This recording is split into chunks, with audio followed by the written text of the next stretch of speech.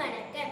என் பெயர் ரித்திஷா தனபாலன். நான் கெடிஸ் தோட்ட தமிழ் பள்ளியில் பயில்கிறேன். நான் 4ஆம் ஆண்டு மாணவி. என் தலைப்பு என் அம்மா. என் அம்மாவின் பெயர் திருமதி யோஷினி கலா. அவருக்கு 35 வயதாகும். அவர் தாமாநிலையில் வசிக்கிறார். அவர் ஒரு இல்லத்தரசி.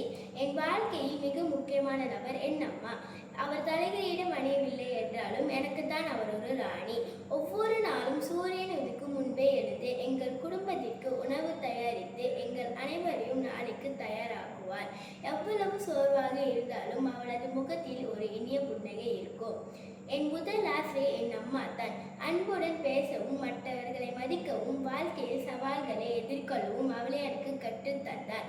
நான் தோல்வி அடைந்து விட்டால் அவள் என்னை தண்டிக்க மாட்டார். மாறாக என் கையை பிடித்து தவறுகள் கற்றுக்கொள்ளும் ஒரு பகுதிதான் என்று கூறி தைரியம் அளிப்பார்.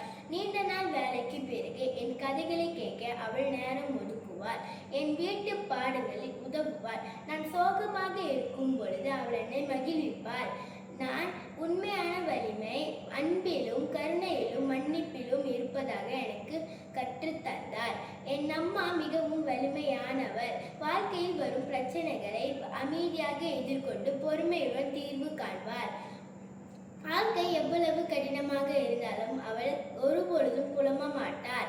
அவளது பிள்ளையாக இருப்பதில் நான் பெருமைப்படுகிறேன். என் அம்மா எனக்கு தாய் மட்டுமல்ல, அவள் என் நாயகி, என் நெருங்கிய நட்பு, என் மிகப்பெரிய ஆதரவாளர். நான் அவளது பிள்ளையாக இருப்பதில் பெருமைப்படுகிறேன். ஒரு நாள் அவள் எனக்கு கொடுத்த மகிழ்ச்சியை போலவே நான் திருப்பிக் கொடுக்க விரும்புகிறேன்.